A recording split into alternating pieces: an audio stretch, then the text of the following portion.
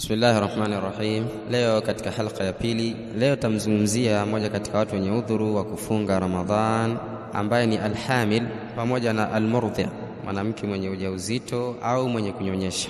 Mwanamke mjamzito atakapohofia juu ya kichanga chake kilichoko tumboni kwamba asipokula kitadhurika, au akahofia yeye mwenyewe nafsi yake hawezi kuhimili kishindo cha saum, na hivyo mwanamke anayenyonyesha atakapohofia kudhurika mwanaye ambaye ananyonya, au akahofia kudhurika yeye mwenyewe atakapokuwa hajakula huko ananyonyesha, sheria imewaruhusu watu hawa kula mchana wa Ramadhani, lakini watalipa haya masiku ambayo walifungulia baada ya kuisha Ramadhani, na pale watakapokuwa na uwezo wa kulipa madeni hayo. Imekuja hadith kupitia kwa Anas ibn Malik al-Ka'bi radhiallahu anhu anna nabiy sallallahu alayhi wasallam qala inna Allah tabaraka wa ta'ala wada'a 'anil musafiri as-sawm, hakika Allah tabaraka wa ta'ala amesamehe kwa msafiri saum, wa shatara as-salah, na amesamehe nusu ya swala kwa msafiri, wa 'anil hubla wal murdhi, na amesamehe saum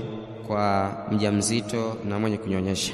Na huyu mwanamke ambaye ameshindwa kufunga kwa sababu ya ujauzito au ameshindwa kufunga kwa sababu ya kunyonyesha, atalipa hilo deni baada ya Ramadhan au pale atakapokuwa na uwezo wa kulipa deni hilo. Ukisoma vitabu vya Shafi'ia na vitabu vya Malikia na baadhi ya wanawachuoni wameyataja masala haya na kubainisha kwamba mwanamke huyu anatakiwa alipe deni la kufunga pamoja na kulisha chakula kwa kila siku moja, kulisha maskini mmoja. Lakini alqaulu rajih, Allahu aalam, kwamba atalipa kwa kufunga pasina ya kulisha chakula, ataishia kufunga peke yake. Anasema al-Allama Ibn Uthaymeen rahimahullah katika kitabu chake Sharh al-Mumti', yalzamuha al-qada'u faqat duna al-it'am, anasema analazimika kulipa pasina ya kulisha chakula. Wa hadha alqawlu arjahu alaqwal, na hii ndio kauli ambayo ndio ina nguvu katika kauli za wanawachuoni.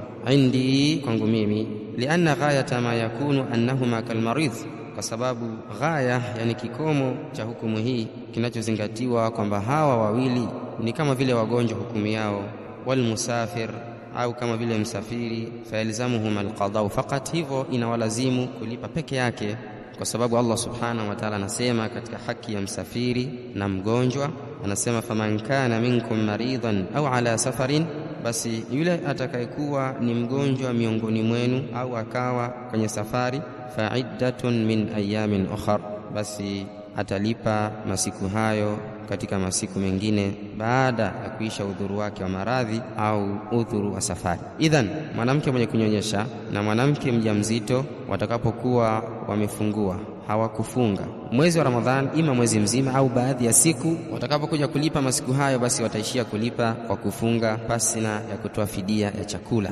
Lakini hapa kuna masala pia ambayo tunaweza tukaifahamu kwamba ikiwa udhuru huu wa mwanamke ukawa ni endelevu mpaka Ramadhani ya pili akawa hajafunga na kulipa madeni yaliyopita, je, hii kaifia au namna ya kulipa itabaki ile ile ya kufunga peke yake au itabadilika kwenda kwenye kulisha chakula? Wanasema ulama, mwanamke au mtu yoyote anapokuwa na udhuru wa kufunga, atakapokuwa na udhuru ambao umemzuia kulipa madeni ya Ramadhani iliyopita mpaka kadiriki Ramadhani nyingine, basi atayalipa madeni hayo baada ya Ramadhani inayofuata. Baada ya Ramadhani inayofuata atalipa madeni hayo baada ya Ramadhani inayofuata, na wala hatatoa fidia ya chakula. Anayetoa fidia ni yule ambaye tulimtaja katika halaka ya kwanza, mtu mwenye shida ambayo haitarajiwi kuondoka, mwenye maradhi sugu, huyu ndiye anatakiwa atoe fidia. Ama mjamzito au mwanamke anayenyonyesha ambaye udhuru wake unatarajiwa kuondoka,